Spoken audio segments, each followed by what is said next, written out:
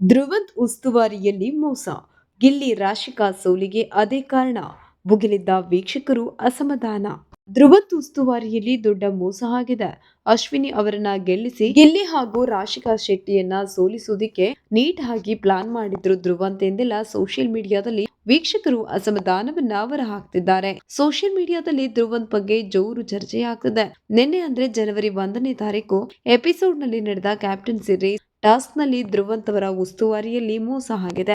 ಇದೇ ಕಾರಣಕ್ಕೆ ಗಿಲ್ಲಿ ನಟ ಮತ್ತು ರಾಶಿಕಾ ಸೋಲು ಕಂಡಿದ್ದಾರೆ. ಹೀಗೆ ಸೋಷಿಯಲ್ ಮೀಡಿಯಾದಲ್ಲಿ ಜೋರು ಚರ್ಚೆ ನಡೆಯುತ್ತಿದೆ. ಅಸಲಿಗೆ ಹಾಗಿದ್ದೇನು? ಮುಂದೆ ವಿಡಿಯೋ ನೋಡಿ ಗೊತ್ತಾಗುತ್ತೆ. ಬಿಗ್ ಬಾಸ್ ನಲ್ಲಿ ಧ್ರುವಂತ್ ಅವರು ಹಲವು ಬಾರಿ ಉಸ್ತುವಾರಿ ವಹಿಸಿದ್ರು. ನಿನ್ನೆ ಅಂದ್ರೆ ಜನವರಿ 1ನೇ ತಾರೀಕು ನಡೆದಂತಹ ಎಪಿಸೋಡ್ ನಲ್ಲಿ ನಡೆದ ಟಾಸ್ಕ್ ನಲ್ಲಿ ಅಂದ್ರೆ ಬಿಗ್ ಬಾಸ್ ಸೀಸನ್ 12 ಕಾರ್ಯಕ್ರಮದ ಕಟ್ಟ ಕಡೆಯ ಕ್ಯಾಪ್ಟನ್ಸಿ ರೇಸ್ ಟಾಸ್ಕ್ ನ ಉಸ್ತುವಾರಿ ಕಾವ್ಯ ಶೈವ ಹಾಗೂ ಧ್ರುವಂತ್ಗೆ ವಹಿಸಲಾಗಿತ್ತು.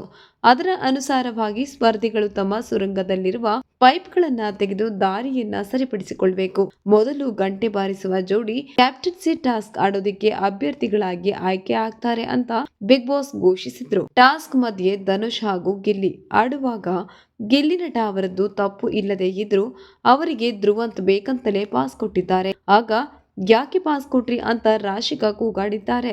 ಈ ಕಡೆ ಗಿಲ್ಲಿಗೆ ಅನ್ಯಾಯ ಆಗತ್ತೆ. ಒಂದೇ ಸಲ 2 ಬ್ಲಾಕ್ಗಳನ್ನ ತರುವಂತೆ ಗಿಲ್ಲಿಗೆ ಅವಕಾಶ ಕೊಡಿ, ನಿಮ್ಮ ಕಡೆಯಿಂದ ತಪ್ಪಾಗಿದೆ ಅಂತ ಕಾವ್ಯ ಬ್ಯಾಟ್ ಬೀಸಿದ್ದರು.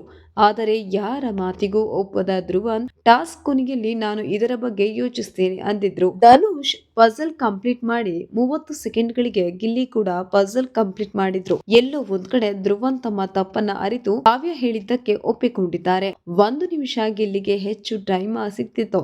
ಈ ಮೂಲಕ ಗಿಲ್ಲಿ ಹಾಗೂ ರಾಶಿಕಾ ವಿನ್ ಆಗಬಹುದಿತ್ತು ಅನ್ನೋದು ವೀಕ್ಷಕರ ಅಭಿಪ್ರಾಯ. ಉಸ್ತುವಾರಿ ಧ್ರುವಂತ್ ಮಾಡಿರೋ ತಪ್ಪಿನಿಂದ ರಾಶಿಕಾ ಮತ್ತೆ ಗಿಲ್ಲಿಗೆ ಅನ್ಯಾಯ ಆಯ್ತಾ?